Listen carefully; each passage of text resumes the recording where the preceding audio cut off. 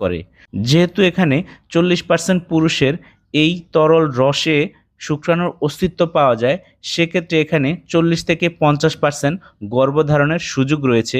অর্থাৎ এই প্রত্যাহার পদ্ধতি যৌনক্রিয়ার সময় বা বীর্যপাতের আগ মুহূর্তে যৌনাঙ্গ বের করে নিলেই গর্ভপাত হবে না, এই ধারণাটি 100% কার্যকর নয়।